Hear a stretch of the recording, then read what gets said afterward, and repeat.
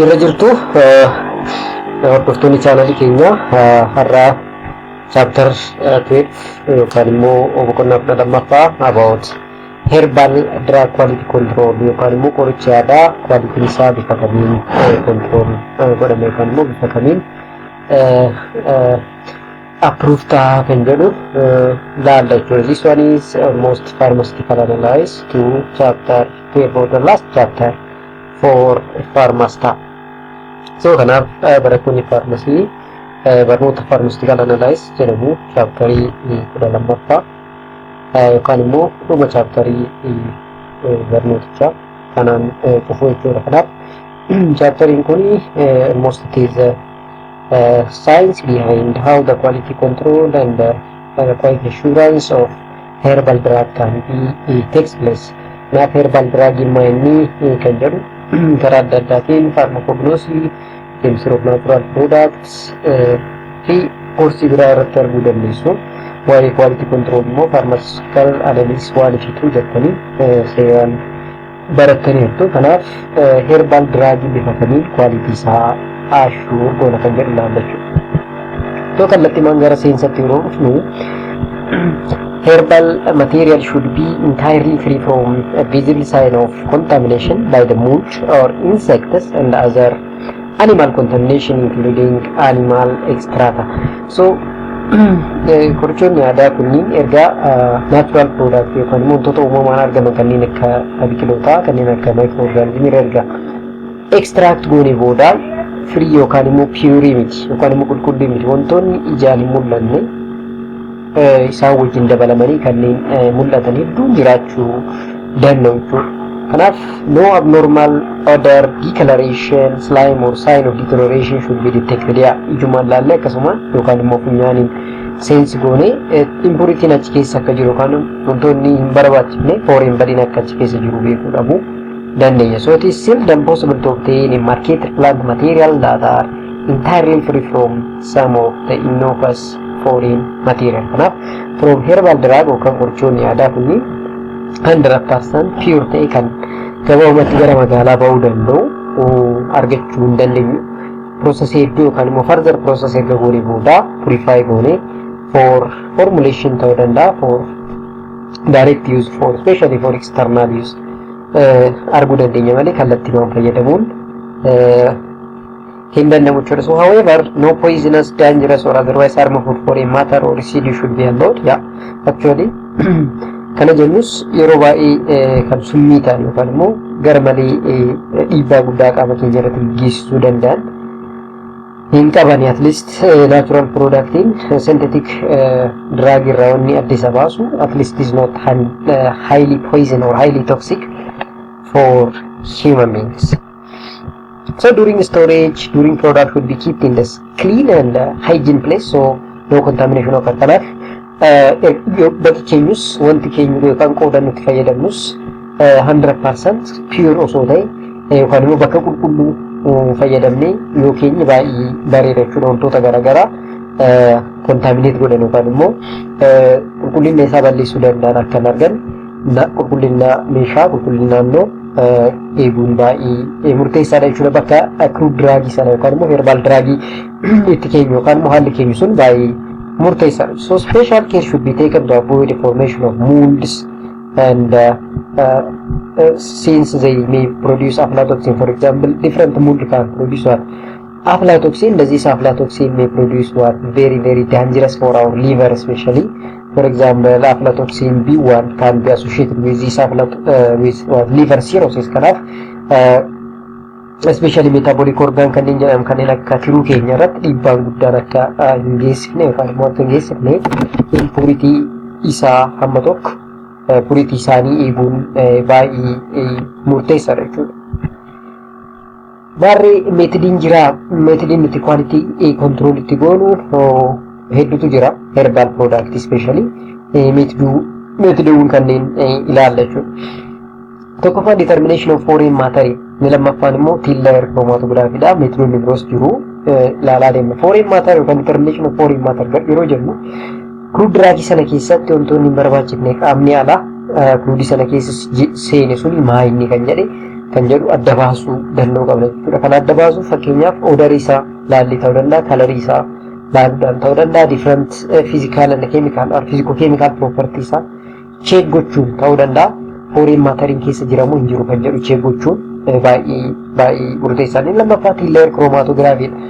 Egaa crude dragging kuni erga original plant yookaan immoo original animal yookaan immoo original mineral irraa erga ba'ee booda achi keessa active ingredient suni pure dha pure miti kan jedhu check gochuudhaaf layer chromatography fayyadamna. TLC jechuudha. TLC kan immoo pharmacognosy chapter 2 irratti viidiyoo hojjedhee jira. Viidiyoo sana sirriitti deebitanii ilaaluu ni dandeessu jechuudha. Kanaaf layer chromatography sanaan fayyadamnee hammam pure kan jedhu crude dragging sun herbal productiin suni purity isaa yookaan immoo hammi purity achi keessa jiru make hammami kan jedhu spotty TLC sana laallee murteessuu ni dandeenya jechuudha. So this TLC is the quickest and the cheapest method jedhama yeroo baay'ee kan sa'aatii gabaabaa keessatti herbal quality control yookaan immoo keessatti gahee guddaa kan taphatu kan gatii hedduu nama hin gaafachiifne ta'uu isaati jechuudha. Layer chromatography kun.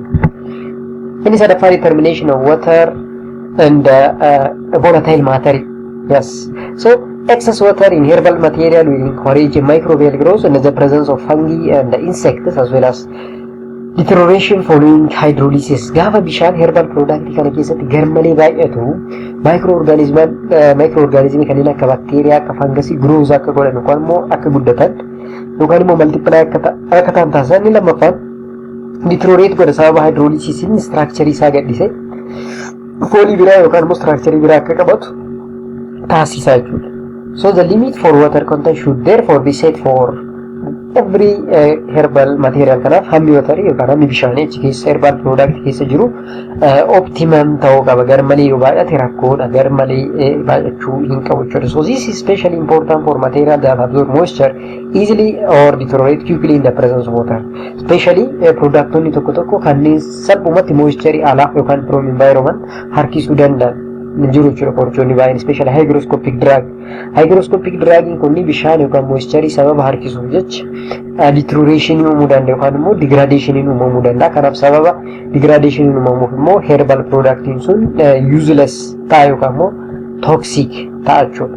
So the appropriate method gives a direct measurement of water present in a material being examined. So azotropic method jedhamu yookaan metodii kanaan hamma bishaanii formulation yookaan immoo crude drug sana keessa yookaan immoo herbal product sana keessa jiru beekuun ni danda'ama. So when a sample is distilled together with an immiscible solvent such as toluene and xylene, the water present in sample is absorbed by the solvent. Fakkeenyaaf crude drug keenya solventoota hydrocarbon ta'an kanneen akka toluene fi xylene wajjin mix yeroo goonu bishaan hammi tokko toluene yookaan immoo xylene kanaan maal ta'a absorb ta'a jechuudha from our drug product. Inni kuni azotropic method kan jennu by using different organic solvent we have to minimize the water content in our herbal product jechuudha.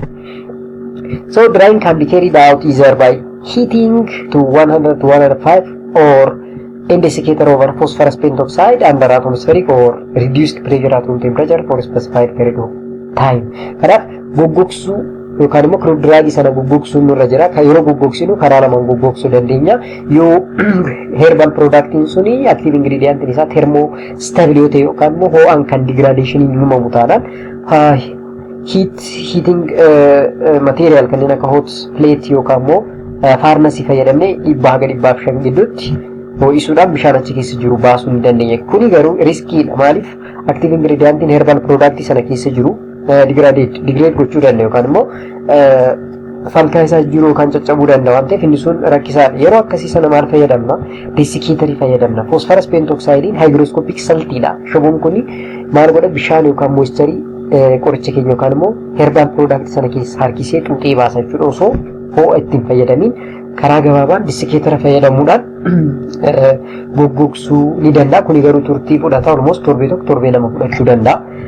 Room temperature atiin fayyadamna waan ta'eef bifa kanaan goggogsuun baay'ee filatamaadha. Especially thermolabile active ingredient herbal product sana keessa kan qabnu yoo ta'e jechuudha.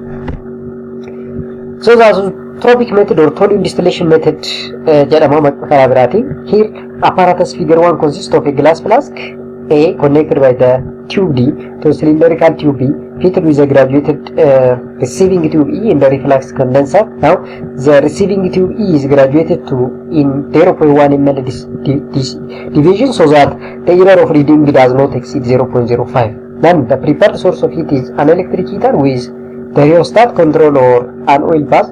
Now the upper portion of the flask and the connecting tube may be insulated. So azotropic method yookaan immoo toluene distillation method kuni adeemsa bishaan herbal quality yookaan immoo herbal product keessa yookaan immoo crude drug keessa karaa itti baafnu keessatti tokko jechuudha.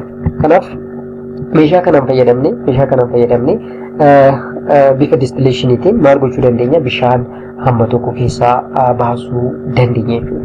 So this one is azotropic method or the apparatus used to determine the water content of the azotropic or dimension dha. So meeshaa kanaan fayyadamuudhaan bishaan crude product yookaan immoo herbal product keessa jiru hamma tokko minimize gochuun ni danda'ama jechuudha.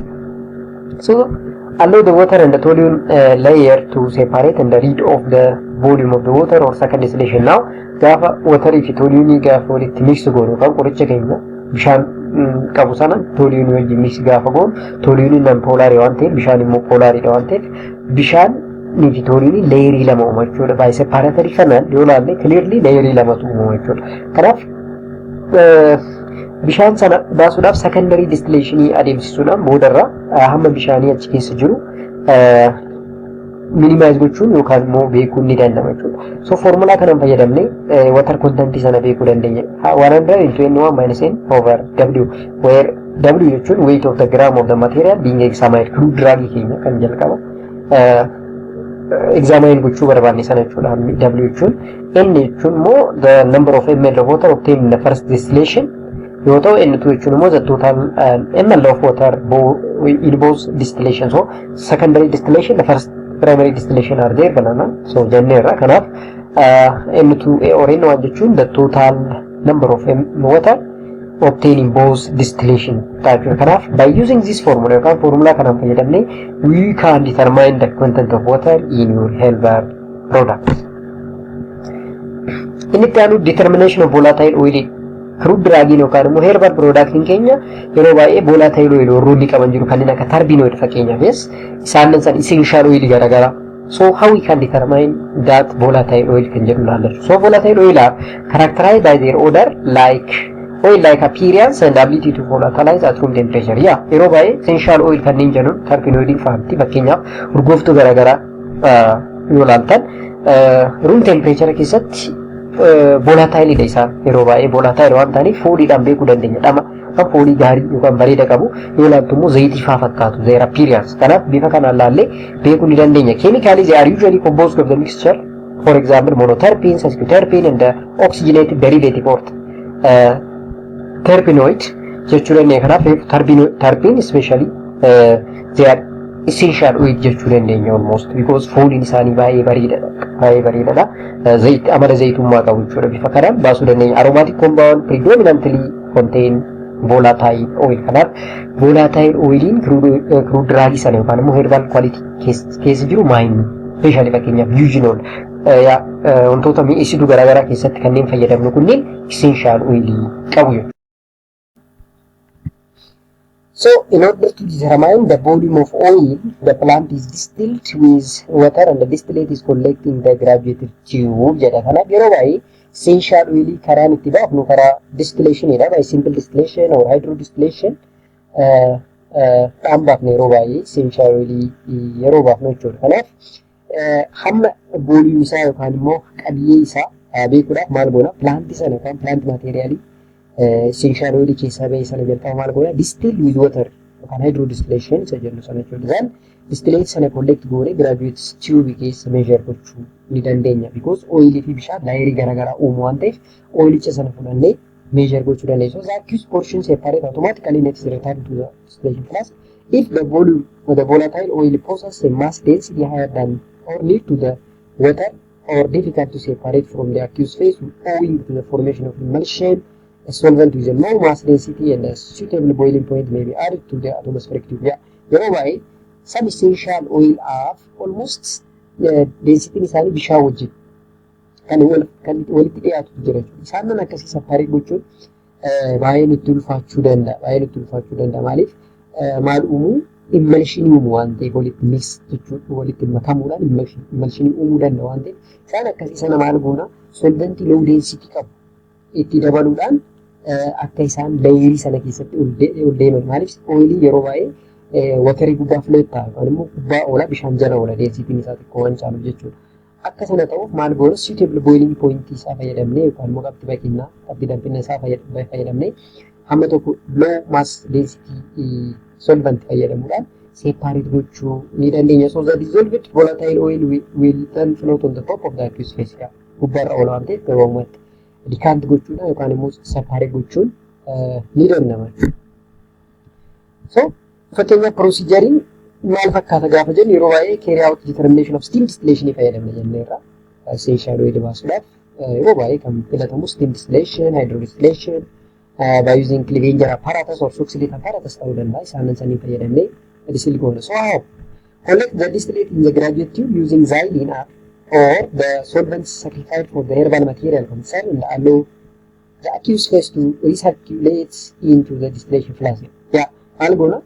Erga distillate goone booda collect walitti qabuudhaan layerii lama kan uumee oilii sana amma tokko erga keessaa baafnee booda aqueous phase sana irra deebinee circulate akka godhu goona. Maaliif ammas hammi tokko achi keessa oiliin hafi jiraanna karaa ittiin separate goonu barbaanna jechuudha.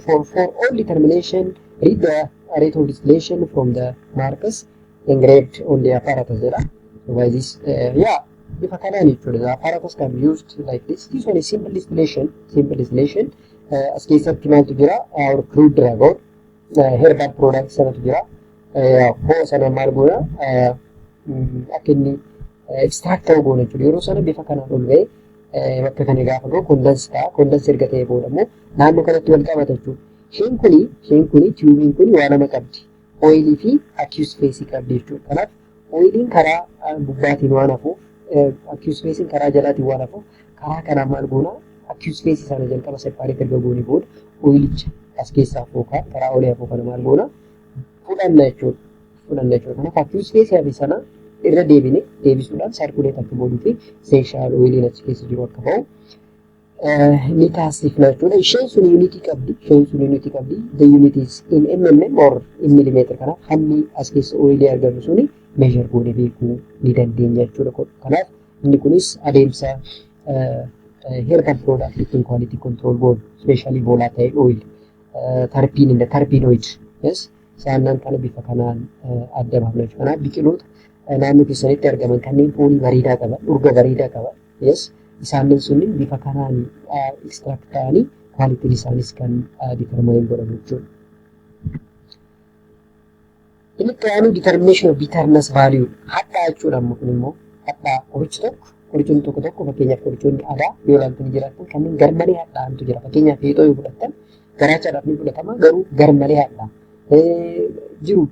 Qorichoonni baay'een isaanii kan hadhaan isaanii nama dhiyeessineedha waan ta'eef yeroo sanaaf yeroo baay'ee damma fa'aa dabaluudhaan shukkaara fa'aa itti dabaluudhaan kan fayyadamnu jechuudha. Kanaaf bitternessiin suni meeshar godhamaa laata kan jedhu ilaalla jechuudha. So the herbal material that have stronger bitter taste or bitter are employed therapeutically most as appetizing agent. Yeroo baay'ee qorichoomaaf gahee olaanaa taphatu yookaan immoo qorichoomaaf gahee guddaa qabu jedhamee yaadama warroonni hadhaa cimaa qaban jechuudha. Especially isaanin kanneen alkaaloidii jalatti ramaduudhaan alkaaloid are spectacular medicinal plant jettanii barattee bartu chemistry of natural products irratti jechuudha. Kanaaf isaanin sunniin karaa ittiin adda baafnu keessa tokko testi isaaniiti biitar garmalee kan biitar ta'an taanaan amala beezummaa qabu yookaan immoo amala alkaaloidii qabu jennaan jechuudha. Kanaaf hadhaa'uun isaanii yeroo baay'ee akka qorichoomaaf cimaa ta'an yookaan immoo qorichooma gaarii qaban itti ilaalama jechuudha naannoo baadiyyaatti deemtanii yoo ilaaltan. So the bitterness stimulates secretion in gastrointestinal tract, specifically of gastrointestinal juice, because garaachi keenya acidii waan qabuuf HCl waan qabuuf bitter gaafa ta'an garmalee gaafa ta'an amala beezummaa qabu jenneerra. Kanaaf gastrointestinal Traktiin keenya garaachi keenya maal maddisiisuu eegala? Asiidii maddisiisuu eegala baay'ee because neutralization reaction adeemsisuuf jechuudha. So the bitter substance can be determined chemically. However, since they are mostly composed of two or more constituents with various degree of bitterness, it is first necessary to measure the total bitterness by the tests. Kanaaf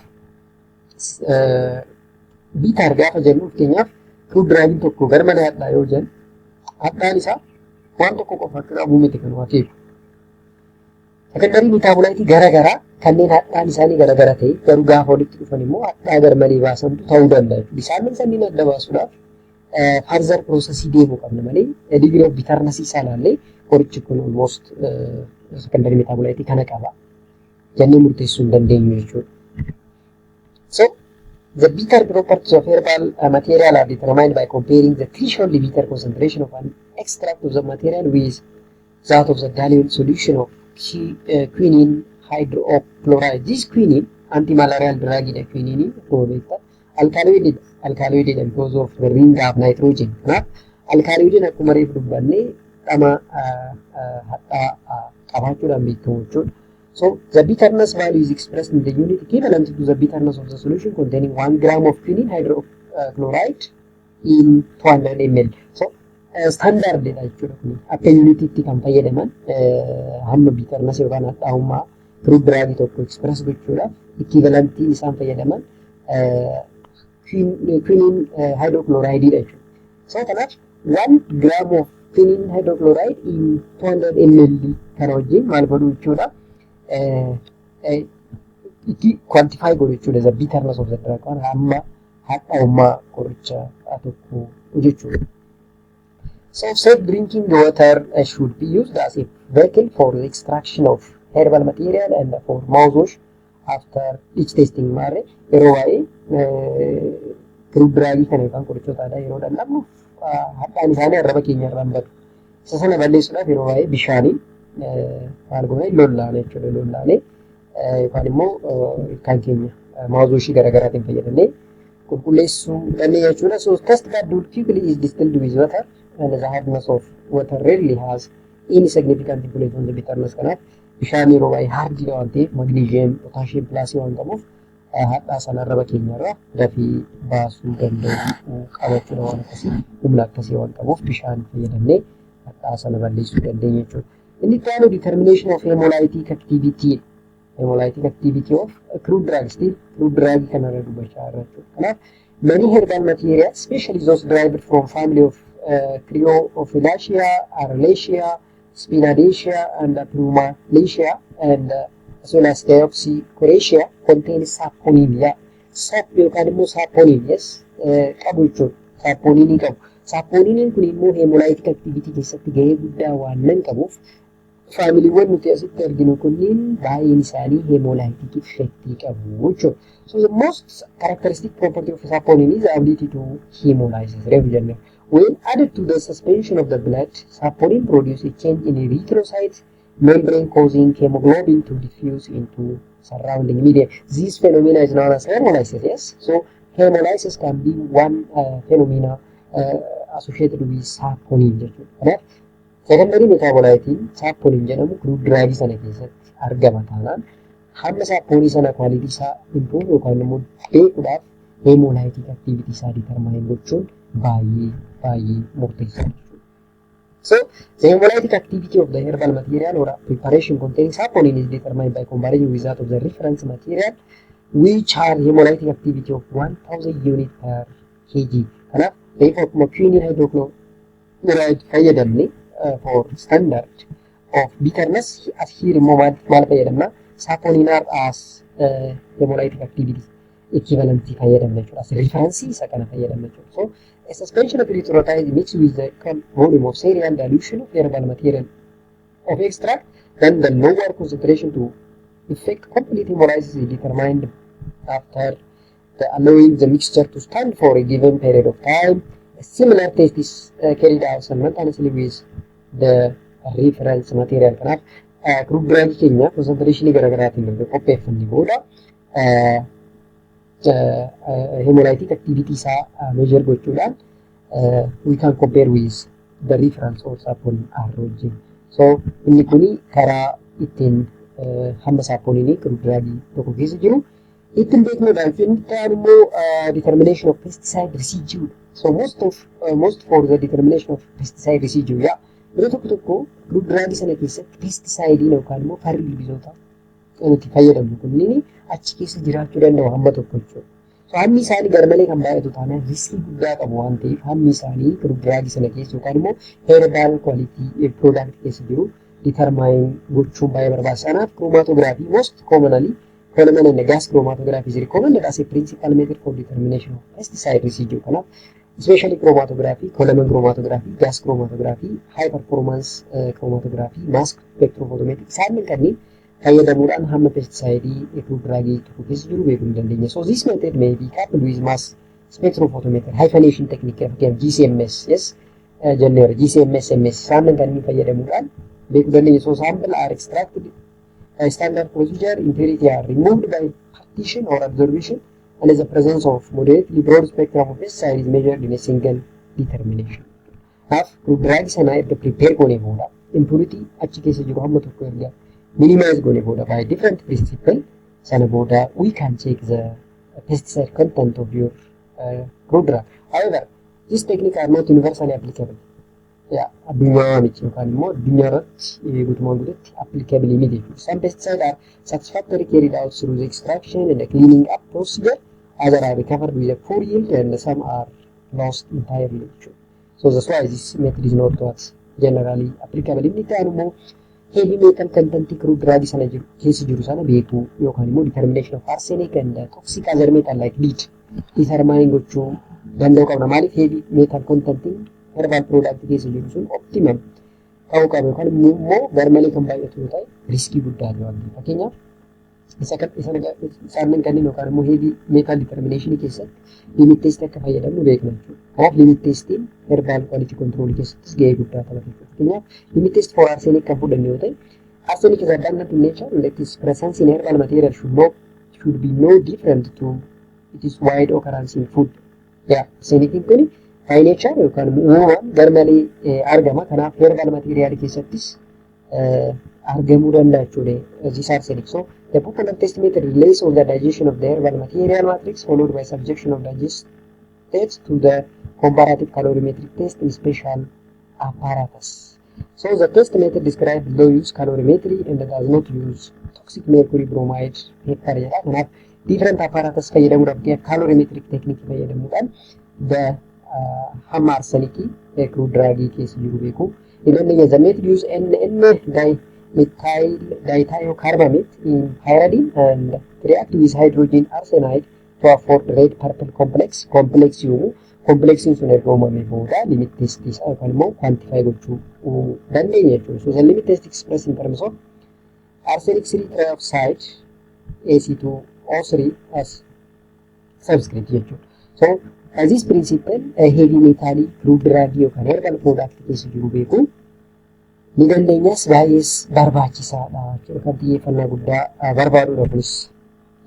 Kanaaf apparatusii kanaan fayyadamuudhaan hamma arsenikii kirudiraagii yookaan immoo herbal product keessa jiru sana beekuu ni dandeenya. Maaliif complex formation jira. Complex compound form godhe sana maal gochuudhaan quantify gochuudhaan the arsenic content of the kirudiraag or herbal product beekuun salphaadha.